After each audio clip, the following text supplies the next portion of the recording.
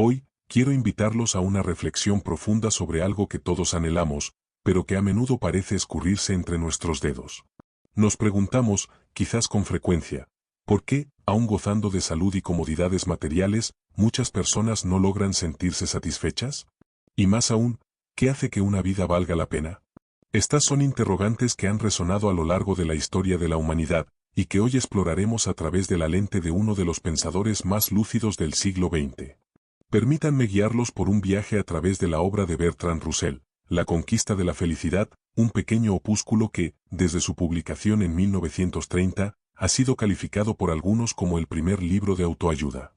Russell, un filósofo y matemático británico, 1872 a 1970, ganador del Premio Nobel en 1950, aborda la felicidad no como un ideal esotérico o inalcanzable, sino como una construcción cotidiana, una virtud al alcance de cualquiera que aprenda a mirar en la dirección correcta.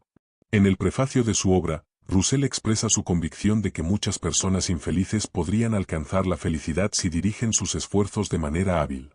Él se dirige a un lector con razonable buena salud, con un trabajo no esclavizador que le permite ganarse la vida sin agobios, y que vive en un país democrático, sin ninguna catástrofe personal que lo afecte gravemente.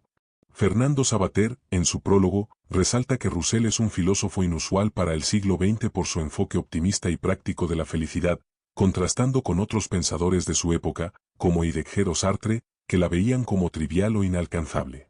Russell, según Savater, hereda una tradición anglosajona de sabio candor y desenfado pragmático.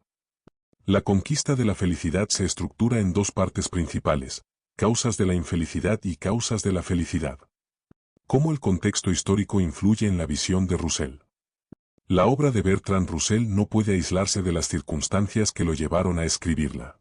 Publicada en 1930, se inscribe en un periodo histórico de profundos cambios, conocido como la entreguerras, marcado por la famosa depresión económica de 1929 que sacudió la bolsa de Nueva York y tuvo un impacto mundial, provocando quiebras de empresas, caída de precios, desempleo y miseria. Además, este lapso interbélico, entre la Primera Guerra Mundial y la Segunda Guerra Mundial, estaba lleno de tensiones políticas e ideológicas, con el auge del nacionalismo, el comunismo y el fascismo, y los resentimientos derivados de los tratados de paz. Russell, un declarado pacifista que llegó a perder su membresía en el Trinity College y fue sentenciado a prisión por su activismo contra la participación británica en la Primera Guerra Mundial, estaba convencido de que gran parte de los males del siglo XX tenían su origen en la guerra. Su vida personal también influyó profundamente. Russell tuvo una trayectoria tremendamente singular, siendo testigo y, en muchas ocasiones, protagonista de importantes acontecimientos del siglo XX. Su infancia fue desdichada. Huérfano a los 3 años, fue criado por sus abuelos paternos bajo un estricto y represivo control moral, lo que lo convirtió en un niño introvertido, descorazonado e infeliz, al punto de que reconoció que sin las matemáticas se habría suicidado. A pesar de esta declaración, La conquista de la felicidad resulta ser un libro optimista y esperanzador. La propia obra le sirvió a Russell como un referente auxiliatorio para mantener un equilibrio en medio de las aguas turbulentas del mundo y su vida. La frase de su autobiografía, he vivido en busca de una visión, tanto personal como social. Personal, cuidar lo que es noble, lo que es bello, lo que es amable. Social, ver en la imaginación la sociedad que debe ser creada, ilustra su motivación. Russell también utilizó la escritura de libros y artículos para costear el mantenimiento de un colegio progresista en Beacon Hill que fundó con su segunda esposa, Dora Black. Este colegio buscaba dar a los niños una educación libre de prejuicios religiosos y nacionalistas, reflejando su idea de que la moralidad debe nacer, no puede ser implantada por precepto. Su vida privada, incluyendo sus 4 matrimonios y numerosos amantes, y su apoyo al divorcio fácil, aunque con matices sobre los hijos, también moldearon sus reflexiones sobre la felicidad y las relaciones humanas. Hablar de felicidad en un pasaje de la historia y de su vida tan complejo no fue tarea cómoda. Pero es precisamente de estos golpes de la vida de donde, a veces, se sacan fuerzas para continuar. ¿Cuál es la crítica y adaptación a la realidad contemporánea? Aunque La conquista de la felicidad es considerada un clásico que sigue vigente en el siglo XXI, algunas de sus concepciones pueden no ajustarse completamente a la realidad actual o resultar discutibles. Russell escribe para un público lector específico, personas de países desarrollados, que viven en sistemas políticos democráticos, con una educación formada y una economía suficientemente buena, es decir, privilegiados que no luchan por su mera supervivencia. Algunas de las críticas a sus ideas, desde una perspectiva actual, incluyen: es su visión sobre la felicidad de los científicos frente a los literatos, influenciada por su perspectiva cientificista. Él considera que los científicos son más felices porque su trabajo es respetado y contribuye al avance del mundo, mientras que asume que los literatos llevan una vida desgraciada para crear arte. Esto puede ser holístico y globalizador al no considerar la diversidad de experiencias dentro de cada grupo. Hay ciertas afirmaciones sobre la sociedad y los valores que hoy suenan absurdas o desfasadas. La idea de que la pobreza es un honor para un ilustre general o almirante. La imitación de los hombres de negocios por parte de los profesionales en Estados Unidos, llevando a una lucha cruda por el éxito financiero. La convicción de los chicos estadounidenses de que solo importa la educación con valor pecuniario. La suposición de que los hombres ricos nunca leen y no saben qué hacer con su tiempo libre. La afirmación de que el que disfruta con la lectura es más superior que el que disfruta viendo fútbol, ya que hay más oportunidades de leer. Esta visión, escrita antes de la masificación de la televisión e Internet, no previó el cambio en las formas de ocio y acceso a la información. La generalización de que casi todos los norteamericanos prefieren inversiones arriesgadas. Estas concepciones están desfasadas porque los valores morales se han transmutado, los avances tecnológicos han cambiado el mundo, y sus juicios a menudo se enfocan en un grupo particular cuando, en realidad, afectan a la población posmoderna en general. ¿Cuáles son los factores claves que impiden la felicidad? Russell dedica la primera parte de su obra a analizar las causas de la infelicidad. Él cree que esta infelicidad cotidiana, que a menudo carece de una causa externa obvia, se debe en gran medida a conceptos erróneos del mundo, éticas equivocadas y hábitos de vida perjudiciales que destruyen el entusiasmo natural y el apetito por las cosas posibles. Los principales factores que Russell identifica como impedimentos para la felicidad son: absorción en uno mismo, egocentrismo. Russell experimentó la transición de la infelicidad a la felicidad al preocuparse menos por sí mismo y enfocarse en objetos externos, como el estado del mundo, el conocimiento y las personas queridas. El interés egocéntrico no conduce a una actividad progresiva, pudiendo llevar a la autocompasión o a un monasticismo sin verdadera felicidad. Identifica 3 tipos comunes de egocentrismo. El pecador se siente perpetuamente culpable, a menudo debido a una educación moral puritana e irracional en la infancia, especialmente en temas sexuales. Esta culpa, frecuentemente subconsciente, envenena los placeres y obstaculiza la felicidad. Russell aboga por liberarse de la tiranía de estas creencias infantiles y adoptar una ética racional que no condene el placer inofensivo. El narcisista busca admiración, lo que atrofia su capacidad de amar y de interesarse genuinamente por algo, llevándole al fracaso y la decepción. Su vanidad excesiva mata el placer de la actividad por sí misma y conduce a la indiferencia y el hastío. La cura es el desarrollo de la propia dignidad mediante actividades exitosas y objetivas. El megalómano desea poder, a menudo como resultado de humillaciones excesivas. Una vida dominada por la ambición de poder es inherentemente insatisfactoria y puede llevar a la demencia o el desastre. El poder, dentro de límites adecuados, puede contribuir a la felicidad, pero no como objetivo único. Infelicidad byroniana, pesimismo ilustrado. Esta es la creencia, frecuente entre ciertos intelectuales, de que la sabiduría reside en reconocer que la vida carece de valor y que la infelicidad es la única actitud racional. Russell argumenta que esta visión es, en realidad, un síntoma de una infelicidad subyacente, no su causa. Proviene de la facilidad para satisfacer las necesidades, lo que elimina la lucha por la vida y un ingrediente esencial de la felicidad, carecer de algunas de las cosas que se desean. El sabio, según Russell, se adaptará a las circunstancias para ser feliz en lugar de obsesionarse con la vanidad de todo. Competencia, lucha por el éxito. La lucha por la vida en el mundo moderno es, para Russell, una lucha por el éxito, por eclipsar a los vecinos, no por la supervivencia básica. Esta mentalidad conduce a una vida de ansiedad, exceso de concentración y una esterilidad que empobrece las relaciones y el ocio.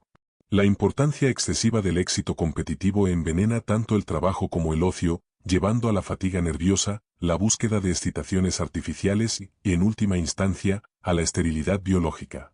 Russell enfatiza la necesidad de reconocer la importancia del disfrute sano y tranquilo para una vida equilibrada. Aburrimiento y excitación. El aburrimiento es una emoción humana fundamental, un deseo frustrado de que ocurra algo. Su opuesto es la excitación.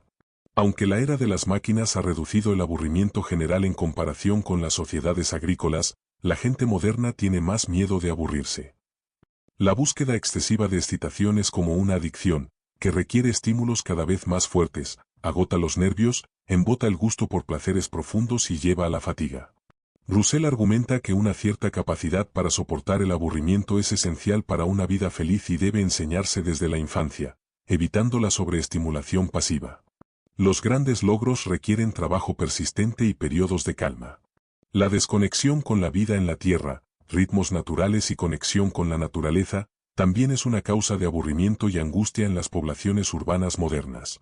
Fatiga nerviosa. Diferente de la fatiga física, la fatiga nerviosa es muy común en la vida moderna, especialmente en las ciudades.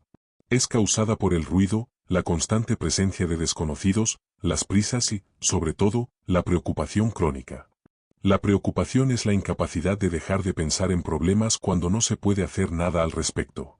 La cura reside en la disciplina mental, pensar en los problemas solo cuando es productivo, tomar decisiones y no revisitarlas sin nueva información. Roussel propone enfrentar serenamente lo peor que podría pasar y convencerse de que no sería tan terrible, lo que disminuye la preocupación y contribuye al valor. La fatiga nerviosa actúa como una cortina que aísla al individuo del mundo exterior, impidiendo el descanso y aumentando la irritabilidad. Envidia es, después de la preocupación, una de las causas más poderosas de infelicidad. Roussel la considera una pasión universal y arraigada, evidente desde la infancia. La envidia fue la base de la democracia, impulsando la lucha por la igualdad, aunque a menudo lleva a reducir los placeres de los afortunados en lugar de aumentar los de los desfavorecidos.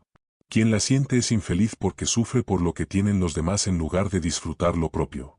El remedio fundamental es la felicidad misma, lo que implica evitar las comparaciones y disfrutar de los propios placeres sin obsesionarse con lo que otros puedan tener. La civilización moderna ha ampliado la envidia al hacernos conscientes de las vidas de muchos más individuos, a menudo de forma abstracta, lo que genera insatisfacción y una sensación de haber perdido el sentido de la vida. En manía persecutoria, sentirse víctima es una forma leve de paranoia donde el individuo se siente constantemente víctima de ingratitud, malos tratos o traiciones. Generalmente, es resultado de sobreestimar los propios méritos o de un comportamiento que irrita a los demás. Roussel propone 4 máximas para combatirla. 1. Recelar de los propios motivos, ya que no siempre son altruistas y la vanidad o el afán de poder pueden estar ocultos. 2. No sobreestimar los propios méritos. Si las obras no tienen éxito, hay que considerar que quizás no son tan buenas. 3. No esperar demasiado de los demás, ya que cada persona ve la vida desde su propio ego. 4. No creer que la gente piensa tanto en uno mismo. La mayoría está ocupada con sus propias vidas y no trama conspiraciones. La felicidad sólida no se basa en el autoengaño, es preferible afrontar la verdad. En miedo a la opinión pública, aunque la aprobación social es importante, las sociedades modernas están divididas en cuanto a moral y creencias, lo que causa infelicidad, especialmente en los jóvenes. El miedo a la opinión pública es opresivo y atrofia el desarrollo personal. Roussel aconseja buscar un entorno social afín, incluso si implica una pérdida económica. Una indiferencia auténtica a la opinión pública es una fortaleza y una fuente de felicidad. Permite ser natural y seguir las inclinaciones espontáneas sin ser excéntrico intencionalmente. La mayor felicidad reside en que el modo de vida se base en los propios impulsos íntimos, no en los gustos accidentales de vecinos o familiares. ¿Por qué Roussel propone que la felicidad es una conquista? Roussel titula su libro La conquista de la felicidad para subrayar que la felicidad no es un regalo que se obtiene fácilmente, sino una meta o un logro que debe conseguirse. Implica un esfuerzo hábilmente dirigido. Él no cree que la felicidad llegue a la boca como una fruta madura por meras circunstancias favorables. En un mundo lleno de desgracias evitables e inevitables, de enfermedades y trastornos psicológicos, de lucha, pobreza y mala voluntad, el hombre o la mujer que quiere ser feliz tiene que encontrar maneras de hacer frente a las múltiples causas de infelicidad. Para Roussel, la felicidad es el resultado de actividad y decisión consciente, una elección y una aptitud. Requiere esfuerzo, tanto externo como interno. Este enfoque es práctico y secular, diferenciándose de las búsquedas esotéricas o espirituales. La felicidad es una virtud al alcance de cualquiera que aprenda a mirar hacia la dirección correcta. Su propuesta no se sostiene sobre una fórmula mágica, sino que ofrece consejos para aproximarse a lo que él considera la buena vida. Como Russell, a pesar de una infancia difícil, proponía que la felicidad se alcanza al superar el egocentrismo. La propia vida de Russell es un testimonio de su filosofía. De niño, se sentía harto del mundo y agobiado por el peso de sus pecados, y en la adolescencia, odiaba la vida, llegando a estar continuamente al borde del suicidio. Sin embargo, el estudio de las matemáticas le salvó. Russell descubrió la clave de su propia felicidad perdida al preocuparse menos por sí mismo y dirigir su atención hacia objetos externos. En sus propias palabras, poco a poco aprendí a ser indiferente a mí mismo y a mis deficiencias, aprendí a centrar la atención, cada vez más, en objetos externos, el estado del mundo, diversas ramas del conocimiento, individuos por los que sentía afecto. Este cambio de enfoque es crucial en su pensamiento. Él argumenta que los dolores que nacen del disgusto por uno mismo destruyen la cualidad esencial de la vida, mientras que los intereses externos, aunque traigan sus propias posibilidades de dolor, no la destruyen y son un preventivo completo del ennui, tedio. El interés por uno mismo, por el contrario, no conduce a ninguna actividad de tipo progresivo. Russell concluye que las pasiones egocéntricas son el principal enemigo de la felicidad, ya que encierran el pensamiento permanentemente dentro de sí mismo. La felicidad se logra al dirigir las pasiones e intereses hacia afuera y no hacia adentro. ¿Cuál es la psicología de la felicidad según Russell? Russell propone que la felicidad se logra al evitar las pasiones egocéntricas y adquirir afectos e intereses que impidan que nuestros pensamientos giren perpetuamente en torno a nosotros mismos. Él detalla varias causas de felicidad. Entusiasmo. Russell lo considera el rasgo más universal y distintivo de las personas felices.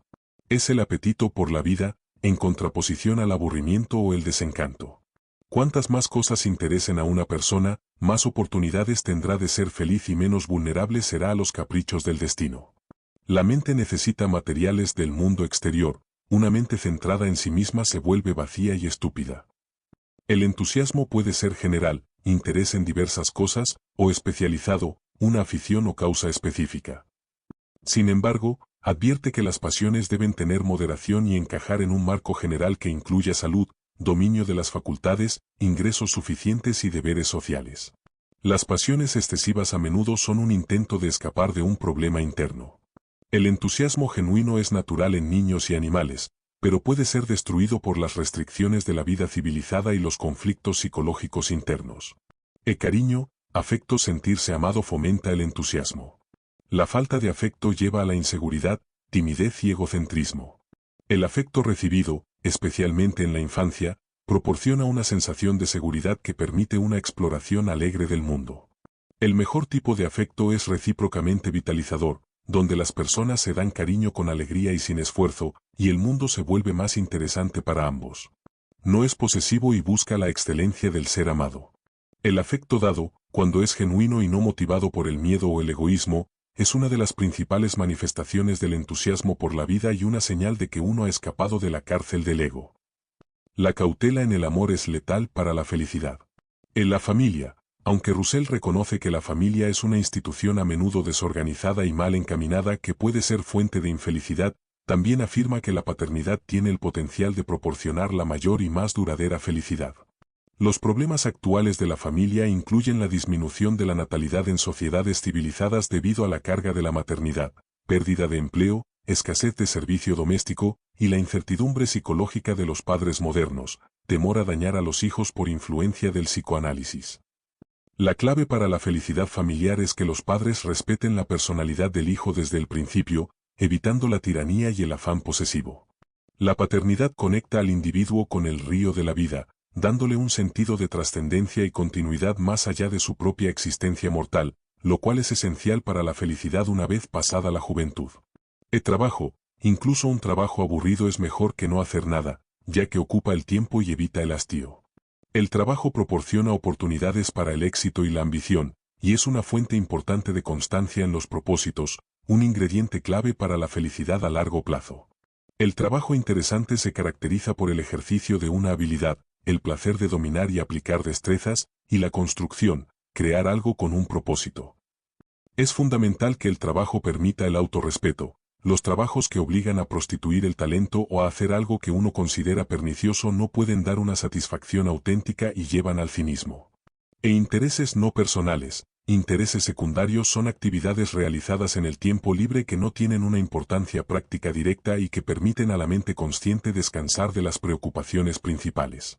Contribuyen a mantener el sentido de la proporción, recordándonos que nuestras preocupaciones personales son solo una pequeña parte del mundo. Ofrecen un refugio durante los momentos difíciles o irreparables, como la muerte de un ser querido, permitiendo que la mente se desvíe y encuentre otras asociaciones y emociones. Cultivar una variedad de intereses es clave para sobrellevar la adversidad. Esfuerzo y resignación. La felicidad no es un regalo, es una conquista que requiere esfuerzo, tanto externo como interno. La resignación también es indispensable. No se trata de la resignación basada en la desesperación, sino en una esperanza inalcanzable. Esta esperanza se refiere a grandes proyectos no personales, como el progreso de la ciencia o el futuro de la humanidad. Si los objetivos personales forman parte de un proyecto más amplio, el fracaso personal no es una derrota total. Esta actitud permite sobrellevar pequeños contratiempos sin malgastar energía en la irritación. Implica la valentía de afrontar la verdad sobre uno mismo, aunque sea doloroso, lo cual protege contra el autoengaño y la desilusión. ¿Cuál es la experiencia de el hombre más feliz del mundo? En la búsqueda de la felicidad, se ha presentado a Mathieu Ricard como la persona más feliz del mundo.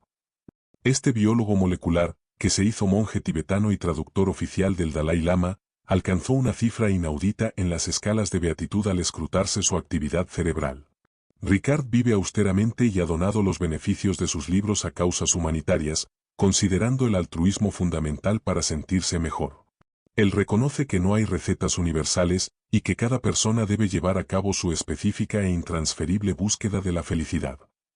¿Este libro es un buen regalo para alguien que sufre de depresión?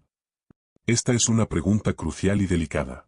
Roussel escribió La conquista de la felicidad con la intención de ofrecer una cura para la infelicidad cotidiana normal. Su público objetivo son personas que, a pesar de tener ingresos suficientes, salud aceptable y no estar sometidas a un sufrimiento externo extremo, aún no son felices.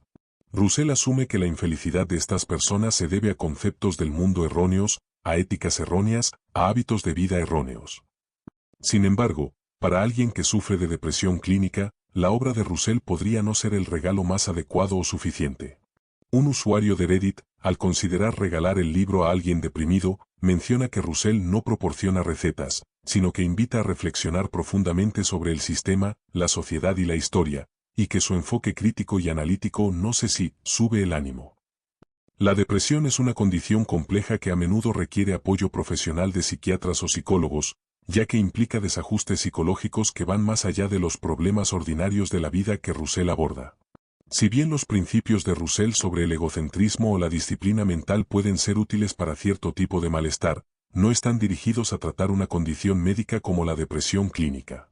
Es fundamental que una persona que sufre de depresión busque la ayuda de un profesional de la salud mental. El libro puede ofrecer buenas reflexiones, pero no debe ser considerado una solución por sí mismo para problemas de salud mental serios.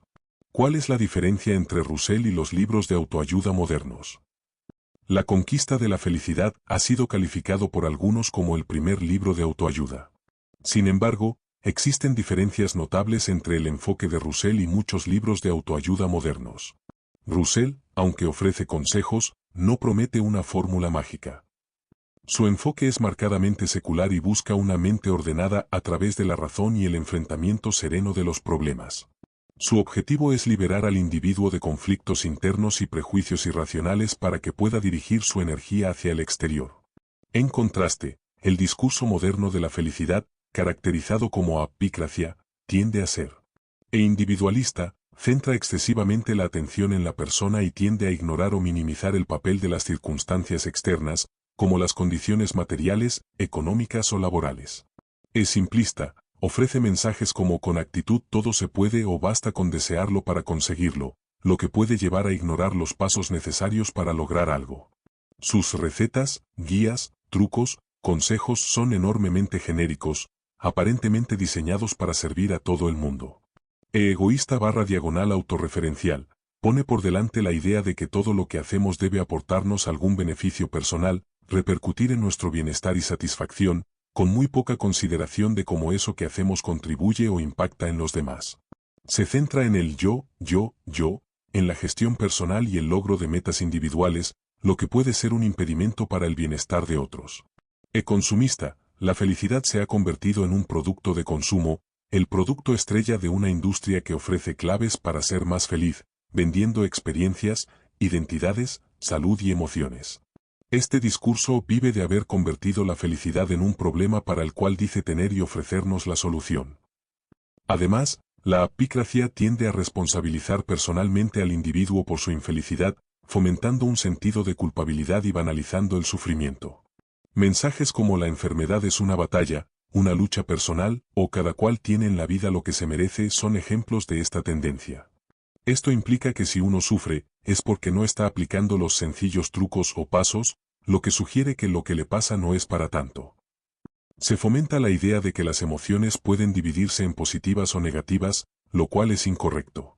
Russell, por su parte, aunque también enfatiza la responsabilidad individual, lo hace en el contexto de factores psicológicos específicos y abordables con disciplina mental, sin la pretensión de ofrecer una panacea universal para todo tipo de sufrimiento o de vender la felicidad como un producto.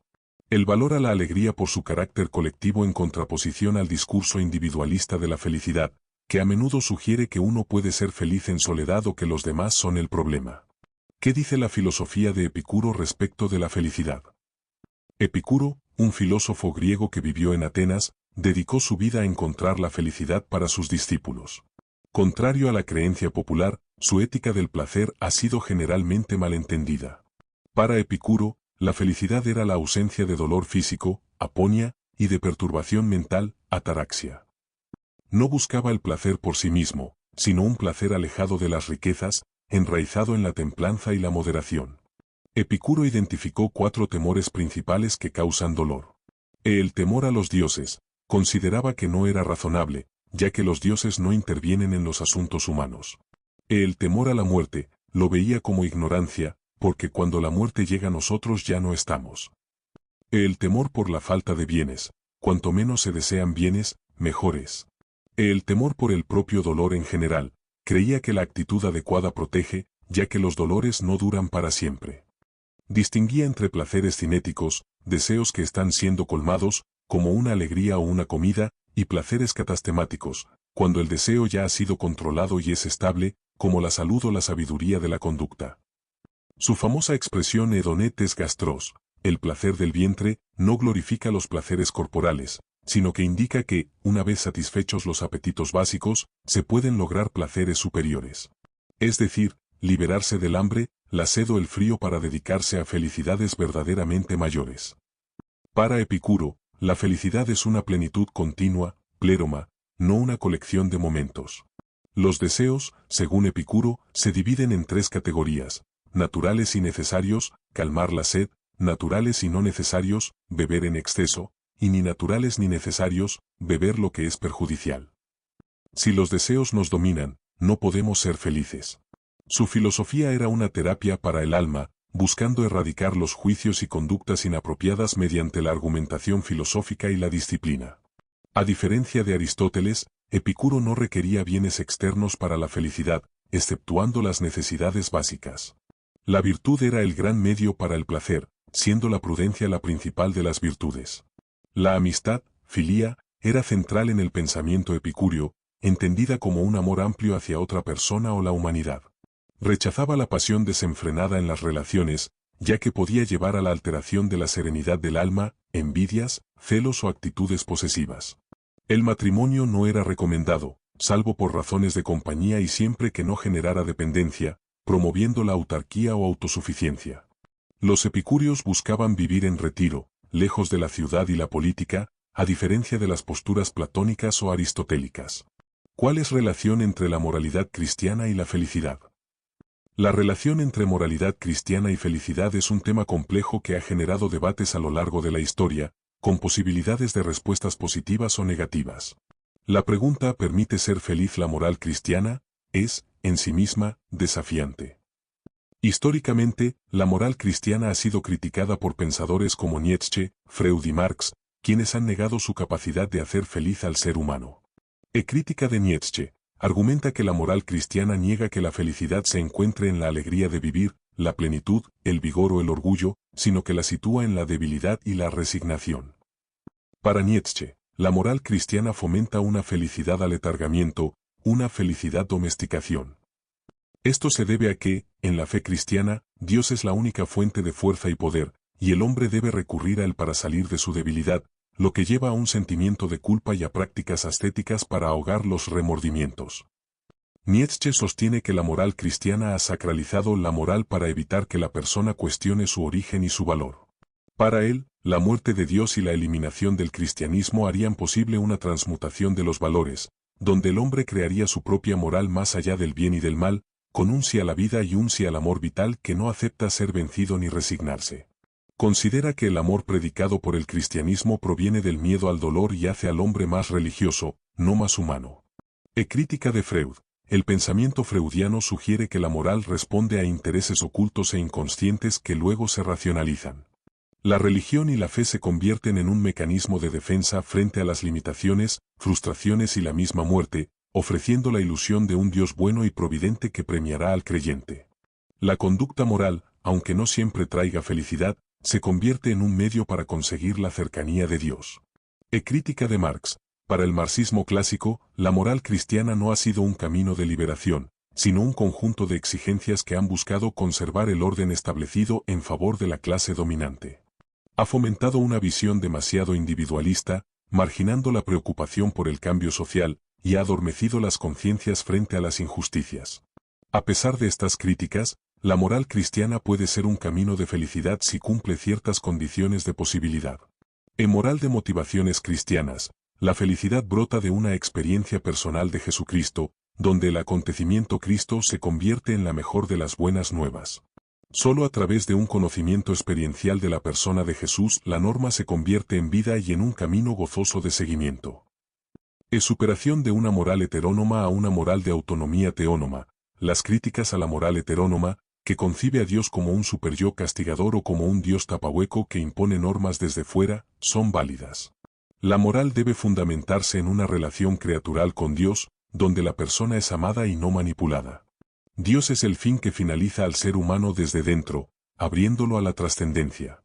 En moral de la persona antes que de la ley, el criterio fundamental para discernir la moralidad debe ser la posibilidad de personalización y humanización, entendida como un crecimiento hacia la estatura de Cristo, el hombre perfecto. La ley no es un fin, sino un bastón para el camino, necesario para los peregrinos que aspiran a la perfección. Ideal de perfección, crecimiento y condescendencia. La moral cristiana propone la santidad como un ideal absoluto para todos, no un doble estándar. Implica un crecimiento continuo, entre el ya y el todavía no, hacia la santidad, un proceso gradual de cada día. Y la condescendencia de Dios, que se acerca al nivel humano para caminar con nosotros. En moral en diálogo con otras éticas y ciencias, la moral cristiana debe aprender de las críticas y dialogar con ellas. Por ejemplo, el sí a la vida y el sí al amor de Nietzsche, aunque desde coordenadas diferentes, también se encuentran en el núcleo de la moral cristiana, que postula que Dios es un Dios de vivos y que la vida es bella y debe ser vivida plenamente. El amor propio, en una perspectiva evangélica, es compatible con el amor a Dios y a los demás. La denuncia marxista de una religión que adormece conciencias ha llevado a la moral conciliar a enfatizar que la felicidad en el más allá no puede separarse de un trabajo liberador en el más acá. Se reconoce el pecado estructural que causa infelicidad y la necesidad de un compromiso social para transformar la cultura. Reconciliación con el placer. La moral cristiana ha tenido dificultades para una elaboración positiva del placer, con resabios de maniqueísmo o jansenismo que lo veían como peligroso. Sin embargo, el placer, según Aristóteles y Santo Tomás de Aquino, es la perfección y culminación de una acción, un remedio contra la tristeza y el dolor. El equívoco surge al identificar el placer con la felicidad plena, ya que el placer es puntual, mientras que el deseo de felicidad es permanente e insaciable. La felicidad plena solo se logra a través de la relación interpersonal y el amor. En resumen, la moral cristiana puede ser un camino de felicidad si se enfoca en una experiencia viva de Cristo, en la autonomía responsable, en el crecimiento personal y comunitario, y en un diálogo constructivo con el mundo, sin negar el valor del placer y comprometiéndose con la justicia social. ¿Cuál es la influencia de la religión, la religiosidad y la espiritualidad en la felicidad? Las investigaciones empíricas han demostrado que la religión, la religiosidad y la espiritualidad tienen un impacto favorable y protector en diversas áreas de la vida humana, contribuyendo a la felicidad y el bienestar. Entre las conclusiones de estas investigaciones se encuentran que autoestima y control contribuyen a una mayor autoestima positiva y a una sensación de control, a menudo como resultado de actividades de devoción públicas y privadas, ritos, oración, meditación, que establecen una relación personal con un ser divino. Fortaleza y esperanza son una fuente de fortaleza y esperanza en situaciones difíciles, como la enfermedad o la discapacidad. La oración se asocia con una sensación de control. Satisfacción con la vida y bienestar se asocian a una mayor satisfacción con la vida y bienestar espiritual. Las personas que consideran importante la religiosidad expresan mayor contento existencial y una esperanza más elevada para configurar su vida. Valores prosociales promueven valores prosociales como el altruismo, el voluntariado y la filantropía. Salud física y psicológica contribuyen a una mejor salud física y psicológica. Disminuyen la depresión, la ansiedad, la presión sanguínea y el estrés. Ayudan a la prevención, aceleran la recuperación y promueven la tolerancia frente al padecimiento de enfermedades. Se asocian a un menor uso y abuso de drogas y menor tendencia a fumar. Afrontamiento de la adversidad facilitan una mayor adaptación y ayudan al enfrentamiento de la enfermedad y el temor a la muerte.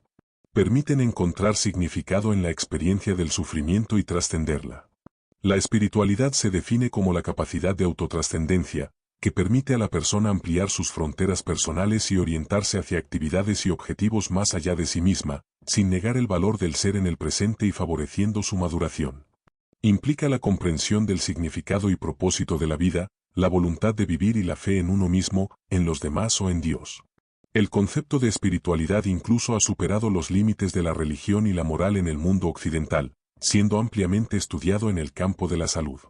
Es importante destacar que estos beneficios son altamente favorables cuando son vividos y experimentados, sin fanatismos, sin dogmatismos, ni imposiciones de ninguna índole. ¿Es la felicidad individualista, simplista, egoísta y consumista? Como se mencionó anteriormente, el psicólogo e investigador Edgar Cabañas, autor de Apicracia, critica el discurso moderno de la felicidad, al que denomina apicracia.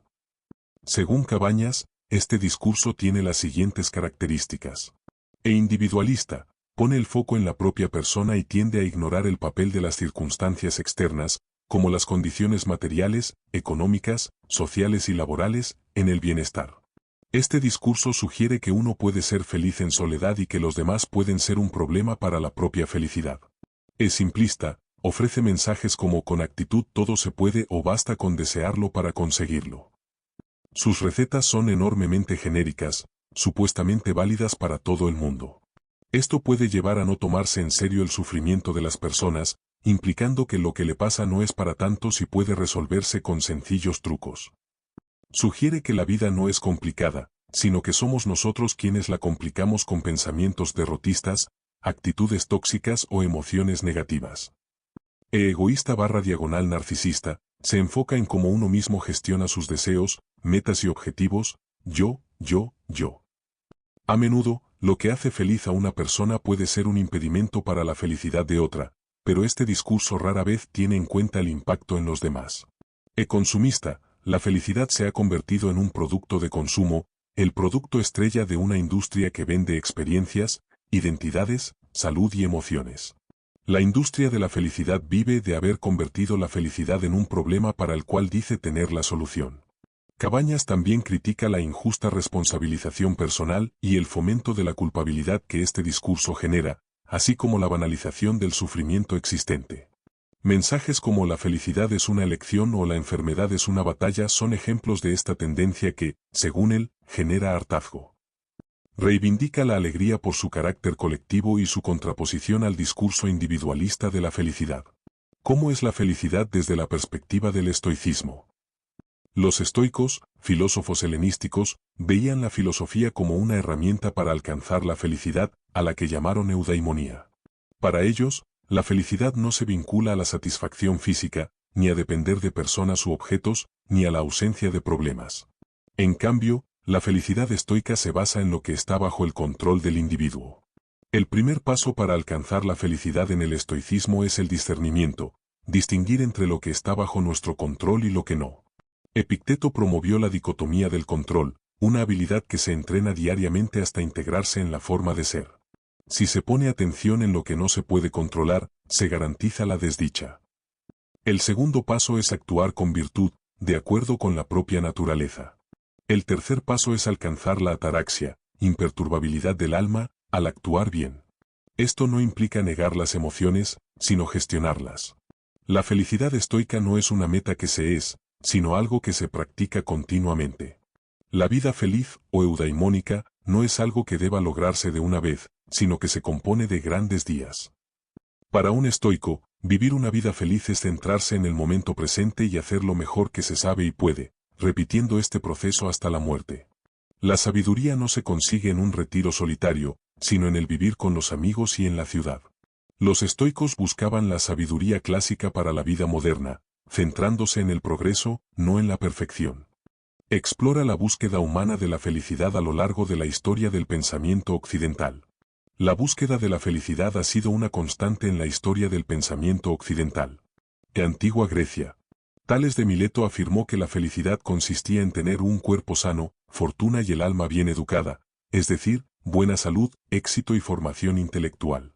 Demócrito la concibió como la medida del placer y la proporción de la vida, enfatizando alejarse de la carencia y el exceso, y señalando que sólo el alma es la morada de nuestro destino. Aristipo consideró que sólo el placer es el bien supremo, deseado por sí mismo, y la felicidad era la suma de placeres particulares, incluyendo los recuerdos y la imaginación de placeres futuros. Egesias, en contraste, negó la posibilidad de la felicidad al ver los placeres como raros y efímeros. Platón ligó la felicidad a la virtud y la justicia, afirmando que los felices son aquellos que poseen bondad y belleza y cumplen sus deberes en el mundo. Aristóteles, en su Ética a Nicómaco, estableció que la felicidad, eudaimonía, debe incluir la satisfacción de las necesidades y aspiraciones mundanas, aunque los bienes espirituales son más útiles. Para él, la felicidad es una actividad del alma de acuerdo con la virtud perfecta, y la suprema radica en la vida contemplativa. Los estoicos dictaminaron que sólo el sabio, quien se basta a sí mismo, encuentra la felicidad o beatitud, dividiendo a los hombres en sabios e insensatos. Plotino, recuperando a Platón, sostuvo que la felicidad es la vida misma, en su grado más completo, la de la inteligencia pura. Para el sabio, la felicidad no puede ser destruida ni aumentada por las circunstancias externas. Edad Media, la filosofía medieval, incluyendo a Santo Tomás de Aquino, adaptó conceptos clásicos pero no produjo un signo filosófico distintivo sobre la felicidad. Santo Tomás, influenciado por Aristóteles, vio el obrar humano dirigido a un fin que es Dios, y la felicidad cristiana, beatitudo, vinculada al goce y al amor de caridad, una firme adhesión de la voluntad a Dios. El Catecismo de la Iglesia Católica retoma esta idea, señalando que el deseo de felicidad es de origen divino y solo Dios puede satisfacerlo. Humanismo y la Ilustración.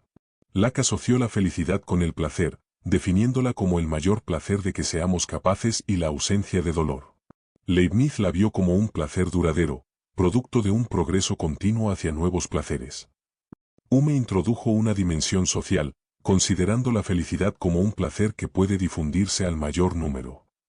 Bentham, James Mill y Stuart Mill continuaron esta línea utilitarista, enfatizando que la felicidad depende de condiciones objetivas y circunstancias, y es alcanzable para el hombre como miembro de la sociedad. Esta concepción inspiró el pensamiento social y político, incluyendo la inclusión de la búsqueda de la felicidad en la Constitución de Estados Unidos. Kant, aunque no buscaba el placer como fin último, abordó la felicidad como la cabal y plena satisfacción de todas nuestras necesidades e inclinaciones. Sin embargo, la consideraba fortuita e inalcanzable por completo, ligando el estar contento consigo mismo a la virtud y la autonomía. El romanticismo y filosofía contemporánea. El romanticismo postergó el concepto de felicidad con su exaltación del dolor y el sufrimiento como experiencias gozosas y positivas. La filosofía contemporánea, en general, ha destinado poco espacio a la felicidad, enfocándose más en estados de infelicidad, frustración o insatisfacción. Síntesis y respuestas a las preguntas iniciales. Hemos explorado la compleja y multifacética búsqueda de la felicidad a través de diversas perspectivas filosóficas e históricas, con Bertrand Russell como nuestro guía principal. Hemos visto que la felicidad no es un concepto unívoco, sino que se ha interpretado de maneras muy distintas a lo largo del tiempo, desde la posesión de bienes y la virtud en la antigua Grecia, hasta la ausencia de dolor para Epicuro, la voluntad de Dios para el cristianismo, o la autonomía y el control para el estoicismo. Retomando nuestras preguntas iniciales. 1. ¿Por qué, aun gozando de salud y comodidades materiales, muchas personas no logran sentirse satisfechas? Según Bertrand Russell, esta infelicidad cotidiana normal se debe en gran medida a conceptos erróneos del mundo, éticas equivocadas y hábitos de vida perjudiciales que destruyen el entusiasmo natural. Los factores clave que impiden la felicidad, a pesar de las comodidades externas, son principalmente psicológicos y egocéntricos. La absorción en uno mismo, el pecador, el narcisista, el megalómano, la infelicidad byroniana, un pesimismo orgulloso, la competencia excesiva por el éxito, la fatiga nerviosa generada por preocupaciones crónicas, la envidia que impide disfrutar lo propio, la manía persecutoria, sentirse víctima, y el miedo a la opinión pública que coarta la libertad personal. Estos elementos internos, a menudo inconscientes o cultivados por una educación inadecuada, son los verdaderos obstáculos, incluso cuando las circunstancias externas son favorables. 2. ¿Qué hace que una vida valga la pena? Para Russell, una vida vale la pena cuando se logra la felicidad, que él concibe como una conquista que requiere un esfuerzo consciente y dirigido. Implica superar el egocentrismo y dirigir las pasiones e intereses hacia afuera.